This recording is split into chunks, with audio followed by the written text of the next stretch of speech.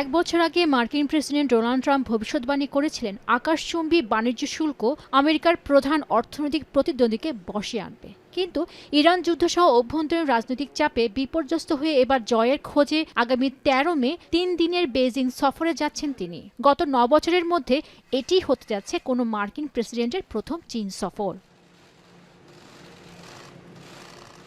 World economic ফোরামের এক প্রতিবেদনে বলা হয়, গত অক্টোবরে দক্ষিণ কোরিয়ার বুসানে শেষ দেখা হয়েছিল দুই নেতার। সেখানে তারা বাণিজ্য যুদ্ধের উত্তেজনা কিছুটা কমিয়ে চীনের ওপর আরোপিত শুল্ক ৫৭% থেকে ৪৭% নামিয়ে আনেন।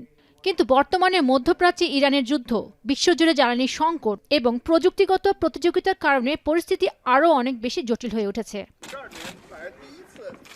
গবেষণা সংস্থা centre for strategic and international studies CSIS এর প্রতিবেদন অনুযায়ী ট্রাম্প মূলত বিশ্বের সবচেয়ে গুরুত্বপূর্ণ এই দুই দেশের সম্পর্ক কিছুটা স্থিতিশীল করার লক্ষ্যে বেইজিং যাচ্ছেন। এই সফরের আলোচনার প্রধান বিষয়গুলো বেশ বড় এবং বিস্তৃত। নিউ ইয়র্ক টাইমসের তথ্য অনুযায়ী যুক্তরাষ্ট্র এই সফরে 5B অর্থাৎ বোয়িং বিমান, বিন্স, বোর্ড অফ ট্রেড এবং বোর্ড অফ ইনভেস্টমেন্ট নিয়ে আলোচনা করবে।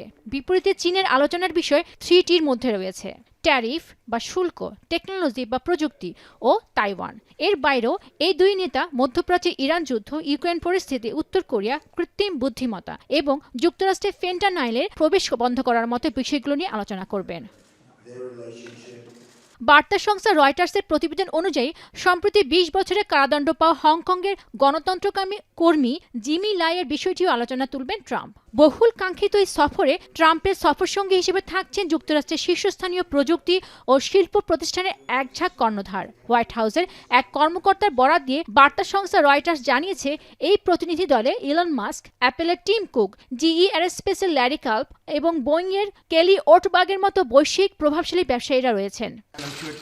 বেইজিংয়ে মার্কিন প্রেসিডেন্ট ডোনাল্ড ট্রাম্পের এই সফরে আশায় বুক বাঁধছে তাইওয়ান। ওয়াশিংটনের সঙ্গে কূটনৈতিক সম্পর্ক আরও দৃঢ় হবে বলে মন্তব্য করেন তাইওয়ানের পররাষ্ট্র মন্ত্রণালয়ের মুখপাত্র শিয়াও কুয়াং ওয়েই।